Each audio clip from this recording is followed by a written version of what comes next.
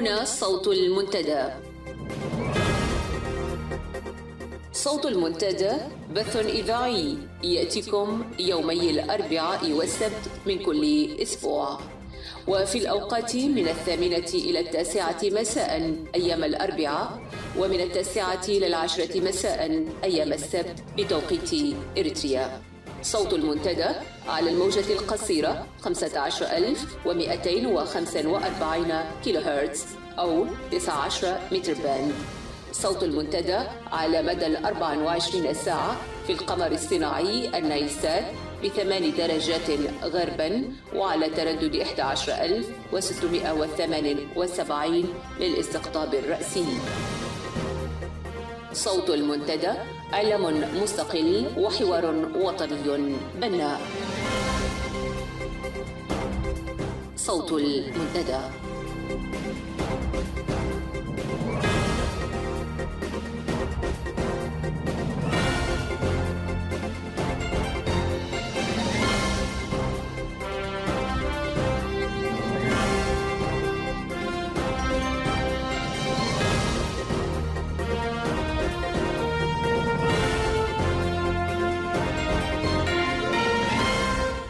أهلا ومرحبا بكم مستمعي ومستمعات صوت المنتدى، وأسعد الله مساءكم وسائر أوقاتكم. هذا صلاح محمد زين يحييكم عبر ساعة يوم الأربعاء 28 من أكتوبر. كالمعتاد نقدم لكم في المستهل نشرة الأخبار، يليها تعليق حول السياسات الكارثية للنظام الحاكم في إريتريا، ثم تستمعون للجزء الأول من تقرير فريق الرصد المعني بالصومال وإريتريا. أرجو لكم وزميلي في الإعداد يوسف بوليسي ومحمد علي موسى متابعة مفيدة لفقرات ساعة اليوم.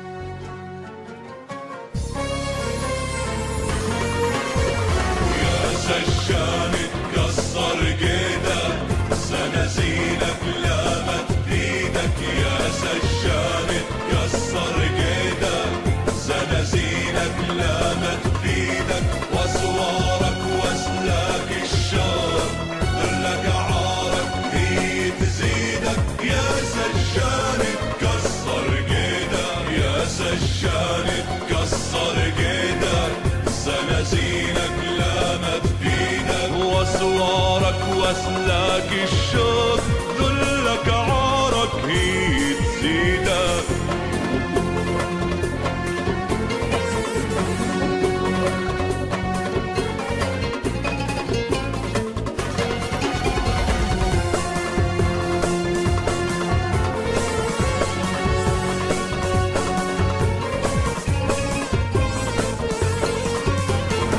سجن جسمي وين تروح؟ روح الطارد فيك الروح، روح الطارد فيك الروح.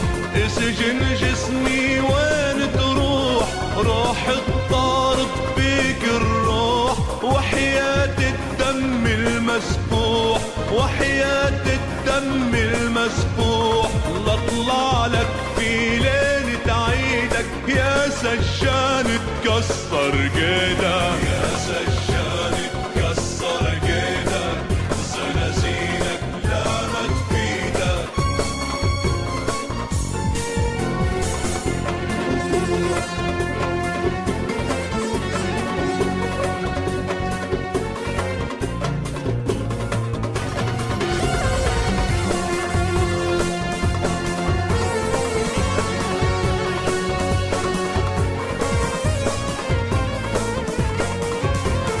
سجاني واهم إن فكر إن عزيمة رح تتكسر، إن عزيمة رح تتكسر. سجاني واهم إن فكر إن عزيمة رح تتكسر. أنا مغروس بخصرك خنجر، أنا مغروس بخصرك خنجر. ما تقدر تخلعني بإيدك. يا سجان اتكسر جيدك، يا سجان اتكسر جيدك، سنازينك لامت بيدك.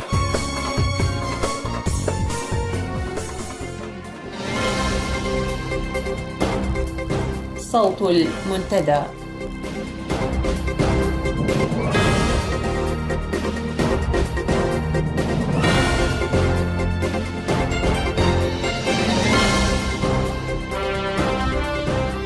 نشرة أخبار ساعة اليوم أستهلها بالعناوين: توتر في العلاقات بين أسمر والدوحة، النظام يبيع الإعانات الإماراتية لأهالي عصب، مجلس الأمن يجدد قرار حظر الأسلحة على إريتريا والصومال، استمرار حالات الهروب من سجون النظام وبناء معتقل جديد في عصب.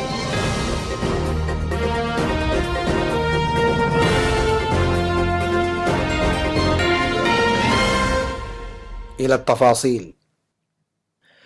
نفذت قوات حفظ السلام القطرية المرابطة في منطقة رأس دمير الحدودية المتنازع عليها بين إريتريا وجيبوتي انتقال كامل قواتها إلى الجانب الجيبوتي يوم الاثنين 19 من أكتوبر الجاري، حيث انتقلت قيادتها إلى مدينة حيو الجيبوتية الساحلية، كما عادت نشر وحداتها على امتداد منطقة أرحيتا من الناحية الجيبوتية بعد أن كانت في ذات المنطقة من الناحية الإريترية. ويأتي هذا الانتقال التدريجي الذي بدأت خطواته منذ 20 من أغسطس الماضي إنهاء لحالة الشد والجذب وتكرار المطالب غير المستجابة من قبل رأس النظام للحكومة القطرية، وبسبب مضايقات متعمدة مورست من قبل إريتريا تجاه البعثة العسكرية القطرية مؤخرا، تمثلت في تقييد حركة الوحدات القطرية وعدم السماح للطائرات القطرية باستخدام مطار عصب الذي أغلق حكرا على القوات الإماراتية. وفسر بعض المراقبين هذه الخطوة على أنها توطئة للانسحاب الكامل للقوات القطرية ومؤشر لنهاية المساعي القطرية لرأب الصدع بين البلدين، والذي أخذ طريقه ناحية التدويل بعد أن عجزت دولة قطر من وضع حد سلمي له، كما أخفقت في أن لا تصعد القضية إلى مجلس الأمن. ووصفت جهات متابعة للشأن الإريتري موقف الحكومة الإريترية تجاه دولة قطر بالمتناقض. شرعت إدارة التدريب بوزارة الدفاع الإريترية بالتنسيق مع قيادة قوات التحالف العربي بتدريب وحدات من الجيش اليمني المساند للرئيس هادي ووحدات من حزب الإصلاح اليمني الأقرب للاتجاه الإخواني في معسكر 30 الواقع في الضاحية الغربية لمدينة عصب، وذلك في واحدة من المهام الموكلة لإريتريا ضمن المجهود الحربي في اليمن. هذا واستهجن شهود عيان من المواطنين تلك الأنشطة المهينة، حيث حولت جماعة هجدف الوطن إلى بؤرة مستباحة لكل من يدفع بغض النظر عن الاتفاق أو الاختلاف في المبادئ. قامت السلطات الأمنية والعسكرية بميناء عصب في الأسبوع الماضي بمصادرة شحنة باخرة محملة بمواد تموينية قدر سعرها بحوالي 20 مليون دولار، وكانت الباخرة القادمة من دبي قد رست في ميناء عصب لتفرق شحنة مواد تابعة لتجار إريتريين حصلوا على إذن استثنائي مسبق من وزارة التجارة لاستيراد المواد المصادرة منهم. هذا وقد وصلت تقديرات بضائع الترانزيت المصادرة والمحتجزة في ميناء مصوع وحدة حوالي 100 مليون دولار خلال هذا العام، تلف جزءا كبيرا منها، بينما لم يتم حصر البضائع المصادرة في موانئ ومراسي إقليم جنوب البحر الأحمر خلال ذات المدة. ومن جهة أخرى يقوم النظام القمعي ببناء معتقل جديد بمدينة عصب بضاحية عبد نفاس في موقع كان منهلا للعلم يرتاده أفراد من قوات الدفاع الإريترية، ويتكون المعتقل من عنابر تحت الأرض، ويجري في الوقت الحالي بناء سور للمعتقل بأيدي أفراد وحدات من القوات العسكرية المرابطة بالمنطقة. طرحت سلطات العصابة الحاكمة إعانات إماراتية للبيع عبر حوانيت حدري في العاصمة أسمرة، وكانت تلك الإعانات المكونة من صناديق تحوي مواد غذائية تكفي لمليوني شخص قد وصلت لميناء عصب في منتصف شهر سبتمبر الماضي، وهي هدية من آل مكتوم وفق الديباجات المكتوبة في الصناديق، حيث تبرعت بها القوات الإماراتية لسكان مدينة عصب بعد أن ألغي برنامج إدخالها إلى اليمن. ولم توزع الإغاثات على قاطني إقليم جنوب البحر الأحمر، بل أخذت طريقها إلى العاصمة أسمرة، حيث وصلت 100 شاحنة محملة بتلك المواد حتى الآن. الجدير بالذكر أنه ونتيجة لقرار وقف حركة مراكب الصيد والسفن التجارية في إقليمي شمال وجنوب البحر الأحمر بأوامر نافذة من هيئة الأركان العسكرية وما يسمى بوكالة الأمن الوطني، يمر إقليم جنوب البحر الأحمر بحالة أشبه بالمجاعة نسبة لندرة المواد الغذائية. ووصلت الأوضاع في إقليم شمال البحر الأحمر إلى درجة مشابهة، مما أثار تساؤلات المواطنين في تلك الأقاليم حول ماهية دور الحكومة، وعما إذا كانت ترى الجميع بذات المنظار أم أن هناك مقاييس أخرى ترتب درجات المواطنة وأولويات توفير الغذاء والخدمات. مدد مجلس الأمن الدولي يوم الجمعة الماضي قرار حظر الأسلحة المفروض على إريتريا والصومال في عام 2009 ب14 صوتا مؤيدا وامتناع فنزويلا عن التصويت.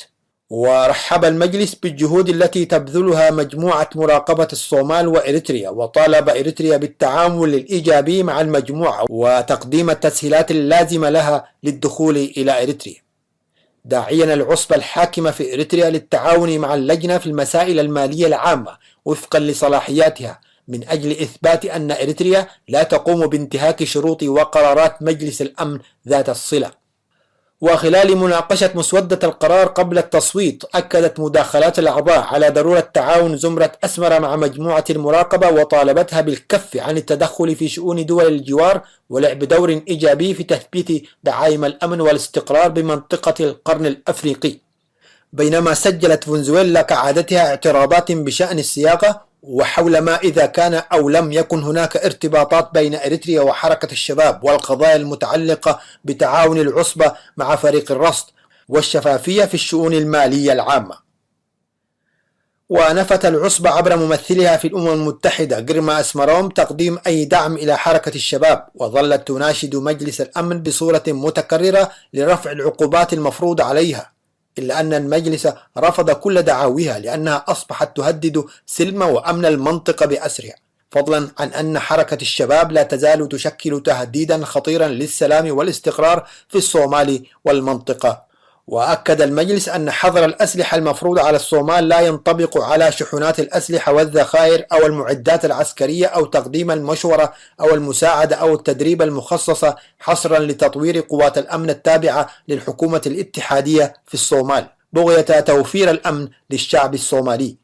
كما أبدى المجلس قلقه إزاء تزايد الصعوبات في تقديم المساعدات الإنسانية في الصومال، وأدان بأشد العبارات أي طرف يحاول عرقلة إيصال المساعدات الإنسانية وكذلك اختلاس أو تحويل أي أموال من المساعدات الإنسانية. وعلاوة على ذلك أكد المجلس الحظر المفروض على استيراد وتصدير الفحم الصومالي، ورحب بالجهود التي تبذلها القوات البحرية المشتركة الرامية إلى عرقلة تصدير واستيراد الفحم من الصومال، إذ أن تجارة الفحم توفر التمويل لحركة الشباب. ويذكر أن مجلس الأمن اعتمد في أكتوبر عام 2014 قرارا يجيز تفتيش السفن التي يشتبه بأنها تنقل الفحم من الصومال، وهو إجراء يهدف إلى تشديد حظر تصدير الفحم وقطع مصدر دخل كبير لحركة الشباب. قام المقدم في السهية جبر ميكائيل والرائد إخليلو عقبة جابر ليلة 24 من هذا الشهر بعملية هروب ناجحة من سجن تصرات الكائن بالعاصمة أسمرة. وعلمت مصادرنا أن عملية الهروب تمت بينما كان الحراس في حالة استرخاء ولم يفطنوا لها إلا في صبيحة اليوم التالي. وعلى الفور قامت إدارة السجن باعتقال 4 من الحراس، بينما تكفل رجال أمن تابعين لما يسمى بوكالة الأمن القومي بعملية تحقيق واسعة للتعرف على ملابسات عملية الهروب الناجحة. هذا وقد كان القائدين العسكريين معتقلين في عنبر انفرادي لمدة تجاوزت 9 أشهر دون توجيه تهمة معينة، وأن التحقيق معهما كان يجري من قبل كوادر جهاز الأمن المذكور بقساوة بالغة. وعقب عملية الهروب قامت سلطات العصبة الأمنية بحملة تفتيش واسعة بالعاصمة أسمرة وتدقيق للهويات في نقاط التفتيش التي تنتشر في مخارج العاصمة أسمرة ومداخلها. نهاية النشر. سجاني واهم إن فكر إن عزيمة رح تتكسر، إن عزيمة رح تتكسر. سجاني واهم إن فكر إن عزيمة رح تتكسر. أنا مغروس بخصرك خنجر، أنا مغروس بخصرك خنجر. ما تقدر تخلعني بإيدك يا سجان تكسر جيدك، يا سجان تكسر جيدك. زنازينك لامت بإيدك.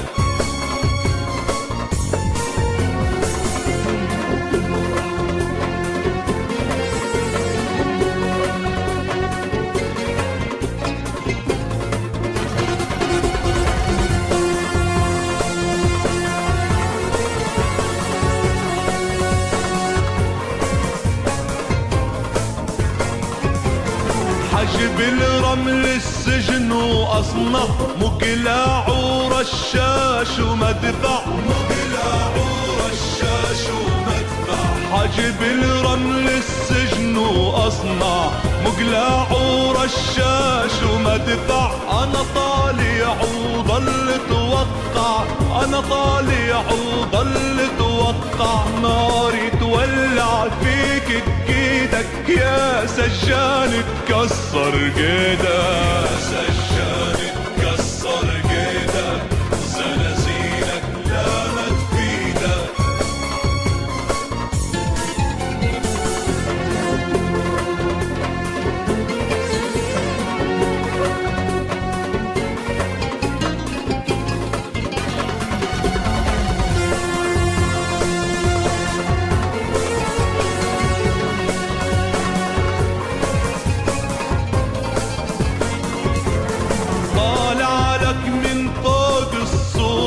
نازل لك من تحت الدور، نازل لك من تحت الدور. طالع لك من فوق السور، نازل لك من تحت الدور. عالباغي رح يجي الدور، عالباغي رح يجي الدور. هذا وعد استنى وعيدك يا سجان تكسر جيدك، يا سجان تكسر جيدك. زنازينك لامت بإيدك. يا سجان تكسر جيدك. زنازينك لامت بإيدك. واسوارك واسلاك الشوك، ذلك عارك هي تزيدك يا سجان تكسر جيدك.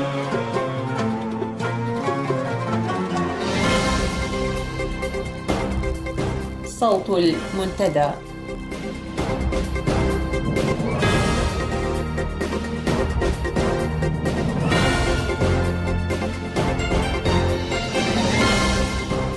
النتائج الكارثية لسياسات العصابة الحاكمة ومحاولات التملص من تحملها.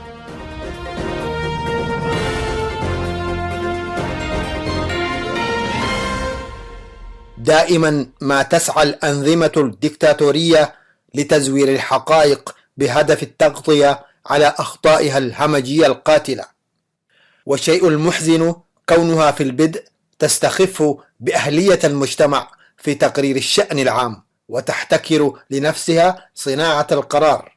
فإن أصابت يمجد الزعيم الأوحد، وإن خابت وهذا الأعم يعلق الإخفاق على أي شماعة، سواء كانت الأمم المتحدة أو أمريكا أو تجار البشر أو إحدى الدول المجاورة أو حتى على الشعب نفسه. ففي كل مرة يضع النظام عناوين يحاول تحميلها أسباب فشله، وفي هذه الآونة نجده يركز على شماعتين: الأولى محاولة تحميل الوضع الكارثي الذي يعاني منه شعبنا على مشجب وكاهل عقوبات مجلس الأمن، رغم أن المشهد الإريتري السياسي والاجتماعي والاقتصادي الحالي نتائج لسياسات الاستبداد الموغلة في الهمجية التي مارسها النظام الحاكم، والتي دامت حتى الآن لربع قرن من الزمن. ففي 23 من هذا الشهر أكتوبر خاطب سفير الطاغية إسياس مجلس الأمن الدولي مستجديا رفع العقوبات لكونها وفقا لمزاعمه أنهكت الأطفال والنساء والعجزة وعامة الشعب الإريتري، ساكبا كدأبه دموع التماسيح. إن الكارثة الحقيقية التي تخيم على الشعب الإريتري تتمثل في انتزاع حقه في الحياة وانتهاك سيادته الشعبية والترابية وإهدار كرامته في داخل الوطن وخارجه، وجعله يعيش عيش الكفاف وحياة البؤس، وذلك نتاج لسياسات الفساد والمزاج والأنانية والإقصاء التي انتهجتها العصابة الحاكمة بأسمرة، ولا علاقة لها بعقوبات مجلس الأمن الدولي مطلقا، لا من قريب أو بعيد. فما العلاقة بين ندرة الذرة والدواء والماء والكهرباء والحرية بعقوبات تمنع شراء الأسلحة؟ وحتى لو افترضنا جدلا لها علاقة، من الذي تسبب في حدوثها؟ أليست سياسات العنترة والبهرجة وعقلية خالف تذكر للطاغية إسياس هي التي تسببت في ذلك؟ ما الذي دفع الدول الأفريقية مجتمعة ودون استثناء، نعم دون أن تتخلف حتى ولو دولة أفريقية واحدة، لتطالب جميعها في عام 2009 مجلس الأمن الدولي بضرورة تعليم حكومة إسياس أفورقي نظم العلاقات الدولية وكيفية احترامها؟ وللإجابة على تلك التساؤلات نرى من الضرورة بمكان التعرف أولا على ماهية هذه العقوبات الدولية دون التطرق على الديباجات والمداخل المطولة للأمم المتحدة. فالقرار الأممي الذي يحمل رقم 1902 نال حينها تأييد 15 عضوا، وامتنعت الصين وصوتت ضده ليبيا القذافي. نعم، ما هو جوهر هذه العقوبات؟ العقوبات التي فرضها مجلس الأمن الدولي على حكومة إريتريا لا تتعدى حظر توريد الأسلحة على إريتريا وحظر لبعض المسؤولين الذين كانوا ينسقون عمليات دعم حركة الشباب الصومالية بالسلاح والاستخبارات. هذا كل ما في العقوبات. فكيف هكذا عقوبات تضر بمعيشة الشعب الإريتري؟ إن ما يسمى عقوبات مجلس الأمن على حكومة إريتريا مجرد جعجعة دون طحين، ورغم ذلك تسعى حكومة العصابة لتبرر بها سياساتها الإجرامية الهوجاء التي تسببت ومنذ سنوات طويلة خلت إلى أزمات خانقة يعاني منها الإنسان الإريتري، حتى وصلت هذه الضائقة المستحكمة في المجالات كافة ذروتها. أما الجديد في الأمر أن مجلس الأمن الدولي قرر في 24 من شهر أكتوبر الحالي إبقاء حظر الأسلحة المفروض على الصومال وإريتريا بموافقة 14 عضوا وامتناع فنزويلا. وتم تقدير الجهود المبذولة من قبل مجموعة المراقبة الدولية للصومال وإريتريا، ودعا مجلس الأمن حكومة إريتريا للتعاون مع هذه اللجنة وتوضيح طبيعة الشبكة التي تدير المال العام الإريتري في ظل غياب دولة المؤسسات في إريتريا. الشماعة الثانية التي يعلق عليها النظام فشله ظاهرة فرار الشباب الإريتري من وطنه الذي تحكمت في شأنه طغمة أذاقت الشعب وخاصة الشباب الأمرين، حيث سدت أمامه كل أمل في المستقبل وجعلت حاضره عبودية وجحيم. هذا الفرار الجماعي حاولت حكومة إريتريا في البدء إرجاع أسبابه للأمم المتحدة وأمريكا والدول الغربية، وأطلقت في سبيل إخفاء فشلها سيل من التهم على المجتمع الدولي، لكنها جوبهت بالحقائق والسخرية من المنظومة الدولية. ورغم ذلك جاء تصريح الاتحاد الأوروبي بمنح إريتريا 200 مليون يورو، وكذلك نشاط دبلوماسية السمسرة للنظام في دهاليز السياسة الأمريكية عبر الأمريكي اليهودي الأصل هيرمان كوهين. كل ذلك جعل حكومة الطاغية في هذه الآونة ترمي بالأسباب الأساسية لظاهرة فرار الشعب الإريتري من بلاده على عاتق جهات إجرامية مجهولة الهوية تعرف بعصابات الإتجار بالبشر. ومن خلال هذا الهراء تحاول كعادتها الاستخفاف بعقلية المجتمع الإريتري والمجتمع الدولي اللذان يعلمان بأن السبب الأساس لفرار الشباب من أوطانهم ناجم من الإدارة الفاسدة في بلدانهم. وعصابات الإتجار بالبشر الإجرامية نشأت بعد أن وجدت المعروض أمامها. فضلا عن ذلك، يعلم الجميع بأن أكثر عصابات الإتجار البشري نشاطا في هذا الجرم المرتكب ضد الإنسان الإريتري هي تلك العصابات التي دربها وسلحها نظام إسياس أفورقي إبان معاداته للحكومة السودانية، ثم بعث بهم كأدوات لسياساته في السودان. لهذا ليس بخاف على أحد بأن العصابات الإجرامية على الحدود الإريترية السودانية ذات صلات تاريخية وحالية مع الأجهزة الأمنية لحكومة إريتريا. بالإضافة إلى ذلك أيضا معلوم لكل متابع بأن العميد تخل منجوس وعموم الأجهزة الأمنية بإريتريا زرعت ومنذ سنوات عديدة خلت أعضاء ضمن شبكات الإتجار بالبشر بدءا من السودان ومرورا بليبيا وإيطاليا لتحقق من خلالهم جملة من الأهداف. فالشباب الإريتري الهارب من نظام تكميم الأفواه والأنفس علم بأنه قد أصبح ضحية نظام استبدادي إجرامي خبيث يستنفذ طاقات الشباب في برنامج عسكرة المجتمع لإلهائهم عن الحياة الطبيعية للشعوب.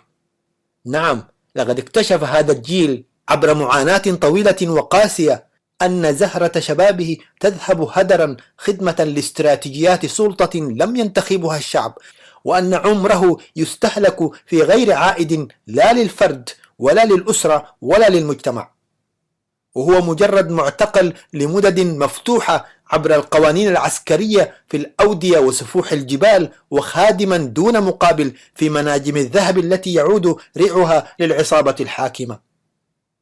لهذا عبر عن استيائه بالفرار من قبضتها القاتلة لحاضره ومستقبله، واختار مكرها المغامرة بحياته مقابل أن يتحرر من الاستعباد الجاثم على صدره.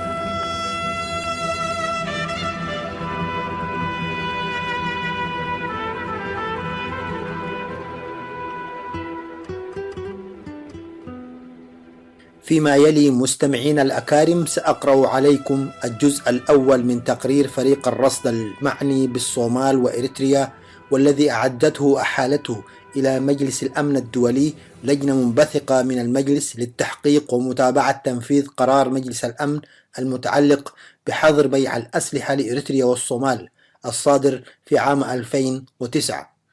ورغم أن المجتمع الدولي متمثلا في الأمم المتحدة ومجلس أمنه لم يلتفت للجرائم التي ترتكبها المجموعة الحاكمة في إريتريا في حق الشعب الإريتري، وإنما أصدر قراره هذا للحيلولة دون تقديم الدعم لحركة الشباب الصومالية، فإننا نجد في هذا التقرير المطول الكثير المثير الذي لا تريد العصابة الحاكمة للمواطن الإريتري أن يعرفه. لذلك ابتداء من اليوم سنقدم لكم في أجزاء إن شاء الله كل ما ورد في تقرير فريق الرصد المعني بالصومال وإريتريا.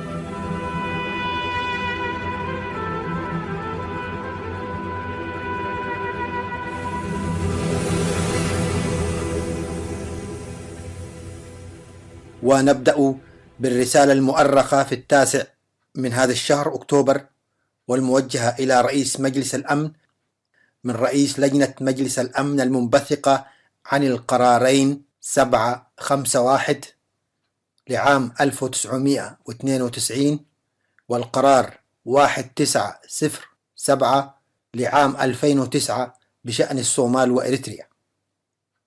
باسم لجنة مجلس الأمن المنبثقة عن القرارين بشأن الصومال وإريتريا، ووفقا للفقرة 47 من قرار مجلس الأمن، يشرفني أن أحيل إليكم طيه تقرير فريق الرصد المعني بالصومال وإريتريا. وترجو اللجنة في هذا الصدد إطلاع أعضاء مجلس الأمن على الرسالة والتقرير وإصدارهما باعتبارهما وثيقة من وثائق المجلس. توقيع رافائيل داريو راميريز كارينو الرئيس.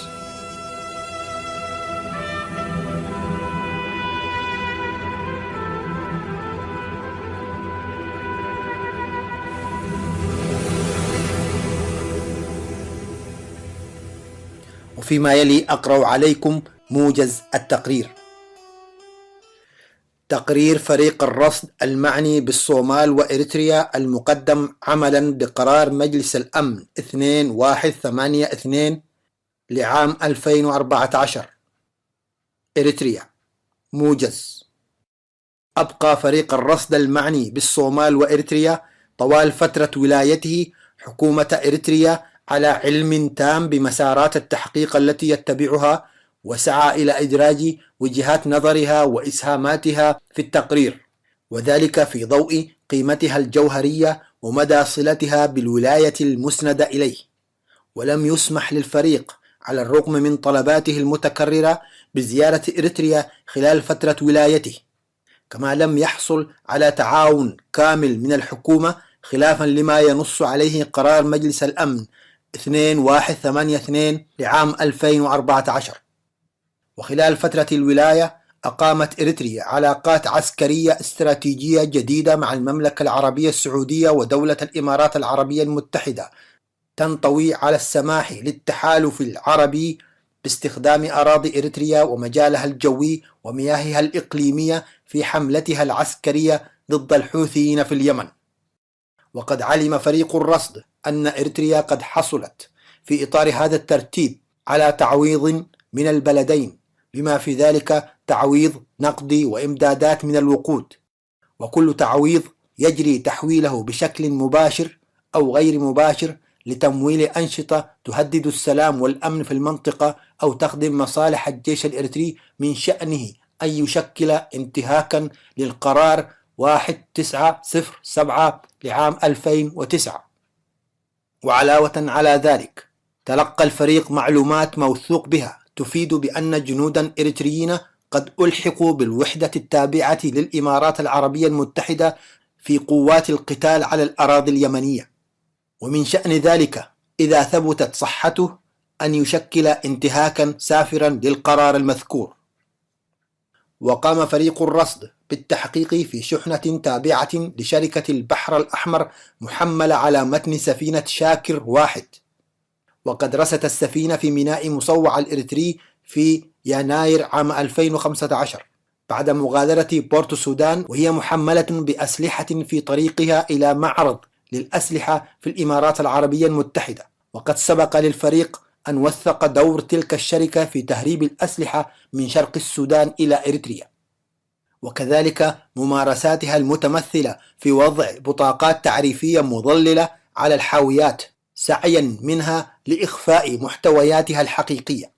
وفي حين لم يتوصل الفريق إلى وقوع انتهاك لحظر الأسلحة، فإنه لمس بعض التضاربات فيما اكتشفه من معلومات بشأن توقف السفينة في مصوع، ولاحظ أنماطا تتماشى مع الطريقة التي درجت عليها تلك الشركة في مباشرة أعمالها. ولم يعثر فريق الرصد على أي دليل يثبت أن إريتريا تدعم حركة الشباب، بيد أنه توصل إلى أن إريتريا ماضية في دعم بعض الجماعات المسلحة الإقليمية وفي توفير الملاذ الآمن لها، بما في ذلك الجبهة الموحدة التي تشكلت مؤخرا من جماعات المعارضة الإثيوبية المسلحة وحركة تيغراي الشعبية الديمقراطية والقائد العسكري لحركة جنبوت سبات.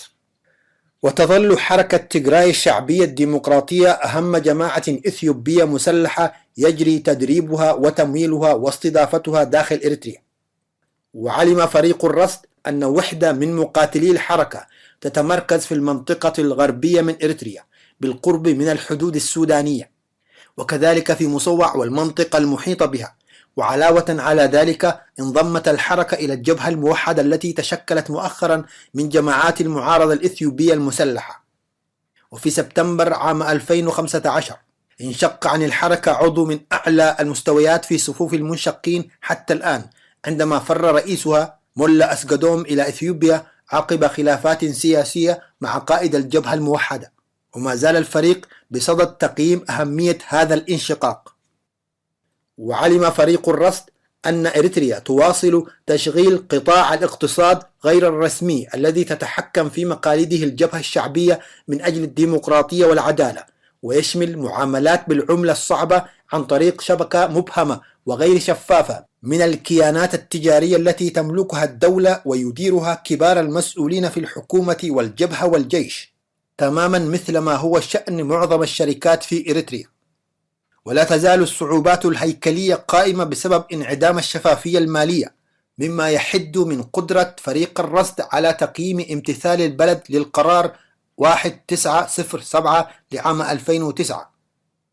والفريق قلق بوجه خاص إزاء الافتقار بوجه عام للشفافية في المالية العامة في وقت تتعهد فيه المنظمات الدولية والمتعددة الجنسيات بتقديم المعونة النقدية للحكومة. وقد تلقى فريق الرصد شهادات من مصادر متعددة في صفوف المغتربين الإريتريين وسلطات البلدان المضيفة تفيد بأن الحكومة لا تزال تفرض التزامات ضريبية تتجاوز حدود إقليمها على المواطنين الإريتريين المقيمين في الخارج. ويبدو أن المواطنين مطالبين الآن بدفع المبالغ مباشرة إلى أسمرة. وعلى غرار ما تم التوصل إليه في السابق، فإن رفض دفع الضريبة غالبا ما يؤدي إلى الحرمان من الخدمات التي تقدمها القنصليات والسفارات. ويلاحظ فريق الرصد أن الحكومة ما زالت تنتهج سياسات التعتيم الكامل فيما يتعلق بعائدات التعدين. وقد تابع الفريق عن كثب دعوى قضائية مرفوعة في كندا بشأن الاستخدام المزعوم للعمل القسري والمعاملة اللا إنسانية في منجم بيشا في إريتريا الذي تديره شركة كندية هي نيفسون ريسورسز ليميتد. ووفقا للشكوى أجبرت الحكومة مجندين على العمل لصالح مقاولتين حكوميتين هما سجن التي تملكها الجبهة الشعبية من أجل الديمقراطية والعدالة، ومرب التي يملكها الجيش الإريتري. وخلص الفريق إلى أن شركة نيفسون قد تعاقدت مع مقاولتي سجن ومرب لتوفير اليد العاملة في إطار ترتيب يتيح لهما دفع أجور للعمال بنسبة تقل بكثير عن المبلغ الذي تتلقيانه من شركة نيفسون مقابل اليد العاملة. ويشتبه في ضلوع سجن ومرب ومن ثم الجيش الإريتري والحكومة في الاستحواذ على الفارق. ولا يزال فريق الرصد يلاحظ عدم إحراز أي تقدم بشأن المادة 3 من الاتفاق الشامل الموقع في 6 يونيو 2010 والمبرم بين جيبوتي وإريتريا برعاية حكومة قطر، وهي المادة المتعلقة بسجناء الحرب. وخلال فترة ولايته أبلغ الفريق بوقوع حادث اختطاف جندي من جيبوتي في الإقليم الفاصل بين جيبوتي وإريتريا في يوليو 2014. وعلاوة على ذلك قدمت حكومة جيبوتي إلى الفريق قائمة بأسماء السجناء الإريتريين الذين تدعي أنها تحتجزهم، وكذلك أسرى حرب من جيبوتي تدعي أنهم فقدوا في القتال اللذين نشبا نتيجة الاشتباكات الحدودية بين البلدين في الفترة من 10 إلى 12 من يونيو 2008. وما زال يتعين على حكومة إريتريا أن تقر بأنها تحتجز مقاتلين جيبوتيين أو أن تقدم معلومات عن حالتهم الراهنة.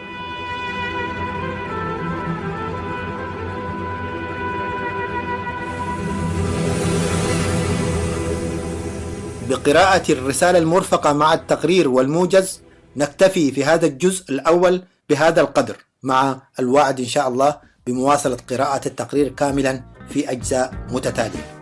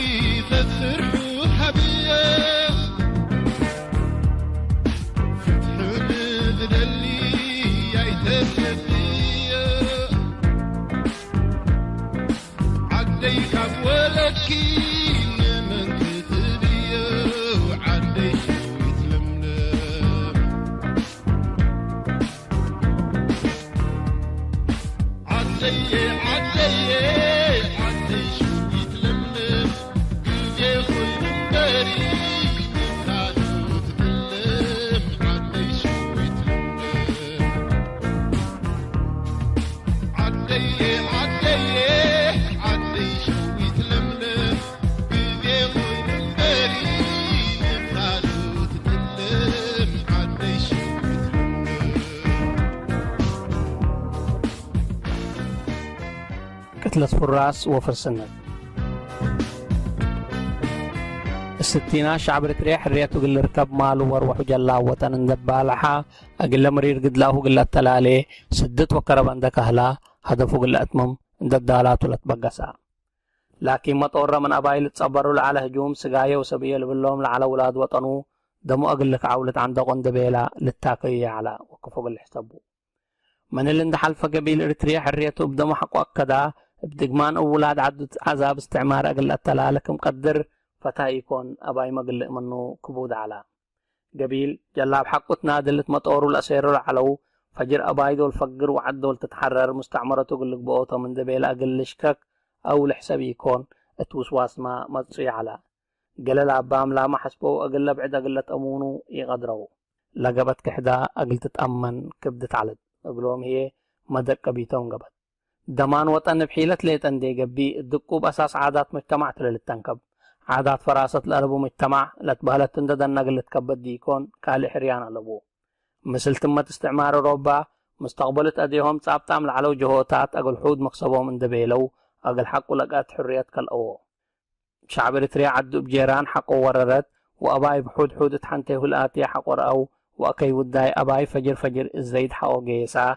شعب إريتريا حتى قبيلات طلعت إلو هي اتقل صباي قلبو وكونات اندرفعا أسك ميدان مشفالتا سبت اللي قبيل بعل إلو بحشمة وفراسة لتتقوت صورت وطنية ميرحيت قبي سلام ورهيت واستقلال استساء ألوف شباب ليك وطن أقلت ممجلة بحريت أسك صورت حابرو قلق وحامل لرأو صورة الشعب سلطة لتتكافلت محبرة قلتك بقلوم تمنو نادل نقلكم اتلبلو اتولد قبيلة حابرو اتندال اللوم حودام سبت حياتي التوقت بريء زمن كأنت المدحة وسامع لي لأمر قبيل إريتريا اكيد صلعت واديا متهلو اللوم تقلمت بحست حشمة وطن وحريتها قلم تصو قلد اندأتو يوم شعبنا وفراسته عاداته ودياناته حتقروا أقل أبدو عنده قامتهم لهلو شعب إريتريا ومنادلينو أقل فايح مخصوطا نادلو العلو أولاي مد الثورة حودام قهوفام مستقبل إريتريا الشيوم وسب سلطة الشعب إريتريا أقلق بو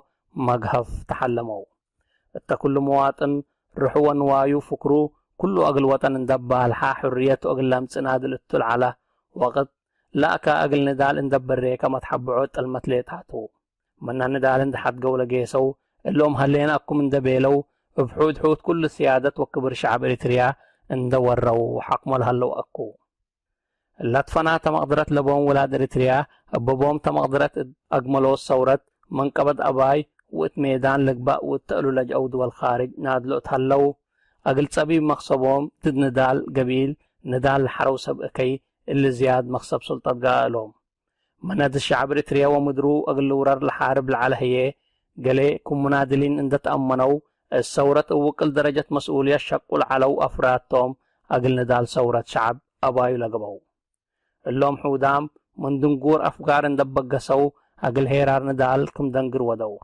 بزحام قبي ندال أقل ارتعب قسو وقال الأقلاقيام بدهر ووكل كرن من أمعل تمعل رأيهم اتبدلو أقل دقوب للبولو كفال ثورة سيديت قبقت أقل لسن تخطيط ثورة اندج أو باقل على زر انبطا قاوتو أسكل الدالو حمامهم بركم للبل حاسس أشاير ليت أتلرقو قبي أقل تطفح لهم صبروت ليت اندي قبي وكل حشمة وفراسة الشعب إريتريا نا يوم ليتكم قبي اتناي حسس زعت أتو إلا أقل ليدو هي من عادة ثورة لفقر أقبوي اتميدان وخارج اتحمد أفراد أتعاباي لبس فراسة حست الداغمو اكيت وقانون اتلتعدو بزحام بريئين منادلين كم لتقتلوا ودو اللوم زيمتت من فراس لزم توسميت ان تنفعو اقل قدام لأقبرو قلب ودوا من دقاقان فراسة لتنسا مقياس وطنيات بزحام منادلين وجماهير كم كبوت هيرار ندال اتمثلهم السكة في يوم انبرشك شغوبو بروحتهم اتنتم أروحتهم سلموا ولا ترفع عمرهم كم حويات مسعن انبر سؤال مروحو اتهلو اتمسؤوليات اتلتوقلو كيد متحلم حودام قبو وقال سباري داقان فراسة لولد اندام سلا اقل زمات فراسة تاريخ انبرشك واصلوتو منادلين ابودو وغي فراسة هجيا كم اكوي عادات ثورة ناسا مثبت علو اتفراستهم هجيا عيب على أقل الثورة لترال على أكي قبي أقل أسنلت بقصو حق بزح تعذيب أروحتهم لحقلو منادلين بزحامتهم أقل قيادة قيسو علت أكي مكايد لتنبهو وتروحهم لفرهو أروحتهم اتخطرتات تحقورو أقل جلاب لفقرو هدفنا يوم انتو ميدان منو أقل فقرو جبرو وند الدنقرو الثورة لتحابرو هي أقل ميدان لتنحيون ودع اند دنقص أو منو أقل أسنو يكون أقل حساباتو يحرو لي على قارات اند خلقو اتلفره ومن أقل ندحن بل بالمقلبب تماثيل اتودو وفراس منادلين أسما يوم اتلتصالمو أقل أبزحام حيسام لرتبهلو فراس تاريخهم بلاش اندقاء كم لترسع ودو الثورة لآق وقتل العلو اتلتهملو متصو كبوت قبي وقي ندال اند ترفع اتصبابح تحرير بفنات أسباب لتقتلو حودام يكون دلي ففرحوا هبية فرح دلي ففرحوا هبية فتح دلي يا يتفدية عديك ولكين من كتبية وعديك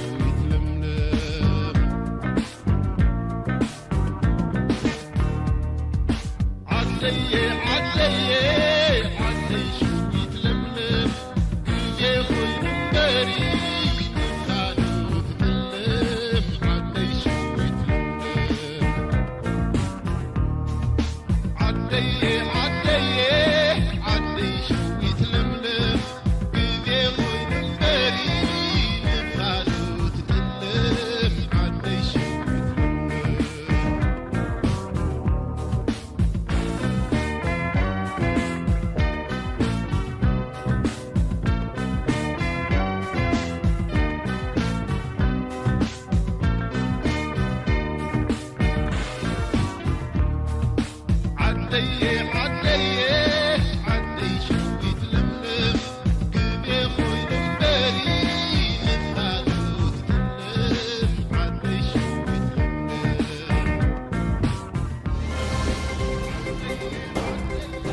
صوت المنتدى.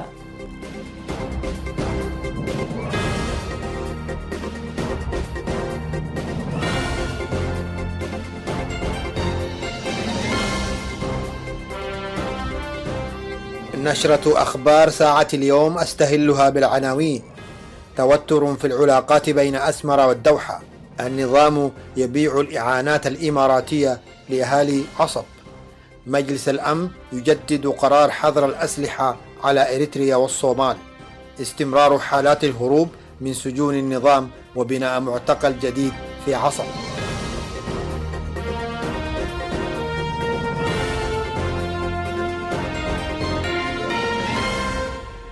إلى التفاصيل.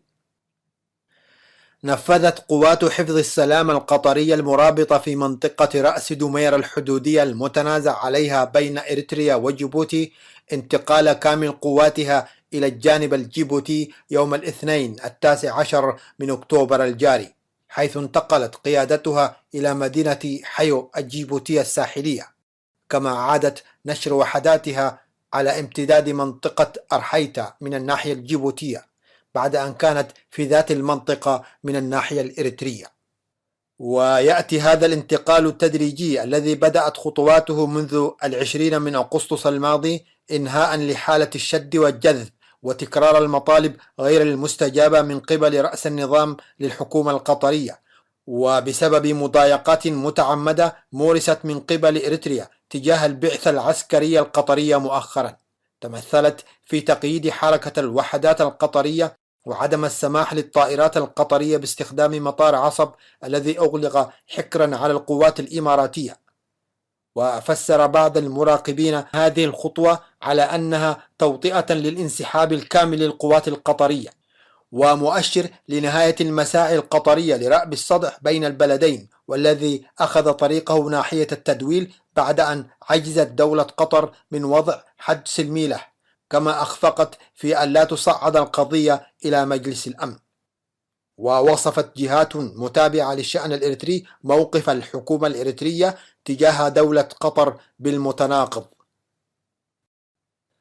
شرعت إدارة التدريب بوزارة الدفاع الإريترية بالتنسيق مع قيادة قوات التحالف العربي بتدريب وحدات من الجيش اليمني المساند للرئيس هادي ووحدات من حزب الإصلاح اليمني الأقرب للاتجاه الإخواني في معسكر 30 الواقع في الضاحية الغربية لمدينة عصب، وذلك في واحدة من المهام الموكلة لإريتريا ضمن المجهود الحربي في اليمن.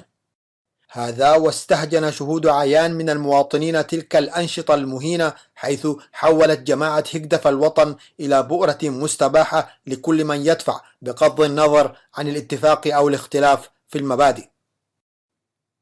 قامت السلطات الأمنية والعسكرية بميناء عصب في الأسبوع الماضي بمصادرة شحنة باخرة محملة بمواد تموينية قدر سعرها بحوالي 20 مليون دولار، وكانت الباخرة القادمة من دبي قد رست في ميناء عصب لتفرق شحنة مواد تابعة لتجار إريتريين حصلوا على إذن استثنائي مسبق من وزارة التجارة لاستيراد المواد المصادرة منهم.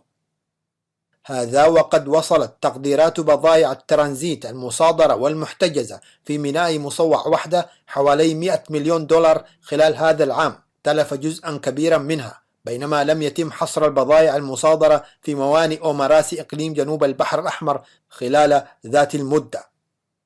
ومن جهة أخرى يقوم نظام القمعي ببناء معتقل جديد بمدينة عصب بضاحية عبد نفاس في موقع كان منهلا للعلم يرتاده أفراد من قوات الدفاع الإريترية، ويتكون المعتقل من عنابر تحت الأرض، ويجري في الوقت الحالي بناء سور للمعتقل بأيدي أفراد وحدات من القوات العسكرية المرابطة بالمنطقة. طرحت سلطات العصابة الحاكمة إعانات إماراتية للبيع عبر حوانيت حدري في العاصمة أسمرة، وكانت تلك الإعانات المكونة من صناديق تحوي مواد غذائية تكفي ل2 شخص قد وصلت لميناء عصب في منتصف شهر سبتمبر الماضي، وهي هدية من آل مكتوم وفق الديباجات المكتوبة في الصناديق، حيث تبرعت بها القوات الإماراتية لسكان مدينة عصب بعد أن ألغي برنامج إدخالها إلى اليمن. ولم توزع الإغاثات على قاطني إقليم جنوب البحر الأحمر، بل أخذت طريقها إلى العاصمة أسمرة، حيث وصلت 100 شاحنة محملة بتلك المواد حتى الآن. الجدير بالذكر أنه ونتيجة لقرار وقف حركة مراكب الصيد والسفن التجارية في إقليمي شمال وجنوب البحر الأحمر بأوامر نافذة من هيئة الأركان العسكرية وما يسمى بوكالة الأمن الوطني، يمر إقليم جنوب البحر الأحمر بحالة أشبه بالمجاعة نسبة لندرة المواد الغذائية. ووصلت الأوضاع في إقليم شمال البحر الأحمر إلى درجة مشابهة، مما أثار تساؤلات المواطنين في تلك الأقاليم حول ماهية دور الحكومة، وعما إذا كانت ترى الجميع بذات المنظار أم أن هناك مقاييس أخرى ترتب درجات المواطنة وأولويات توفير الغذاء والخدمات. مدد مجلس الأمن الدولي يوم الجمعة الماضي قرار حظر الأسلحة المفروض على إريتريا والصومال في عام 2009 ب14 صوتا مؤيدا وامتناع فنزويلا عن التصويت.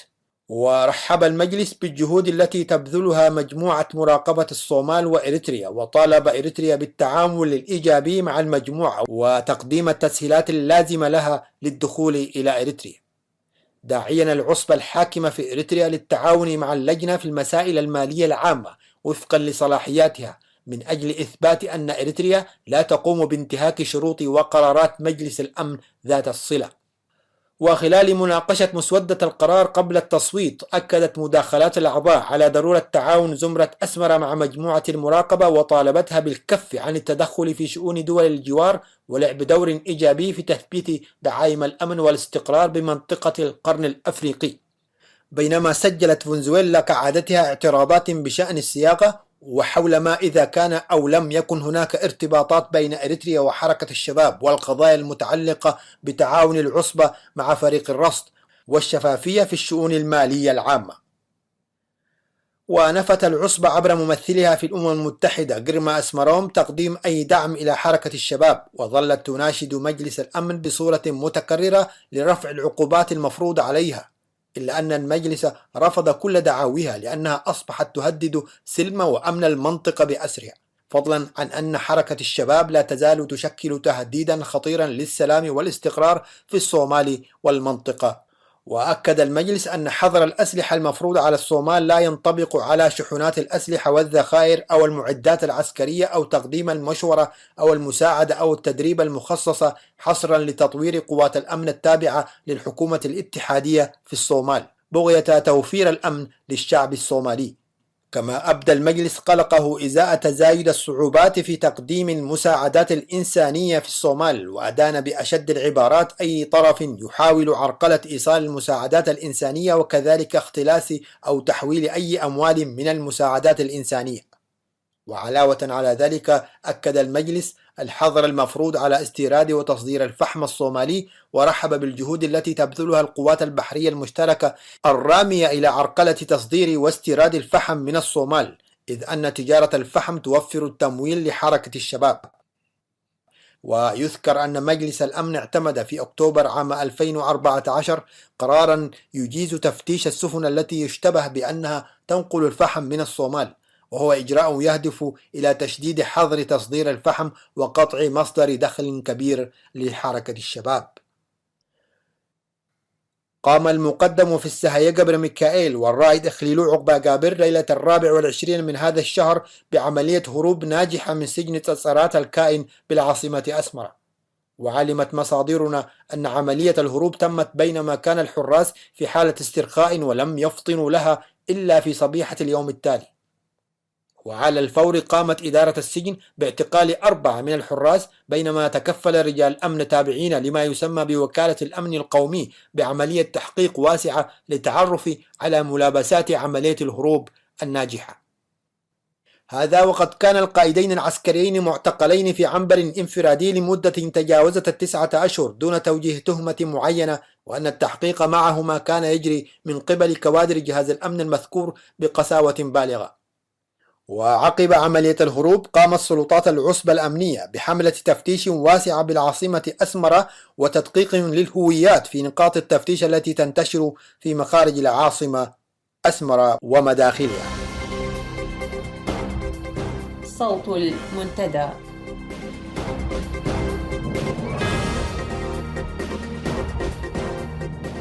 بهذا وصلنا وإياكم إلى ختام ساعة اليوم، وحتى نلتقي وإياكم في الأسبوع المقبل كونوا بخير.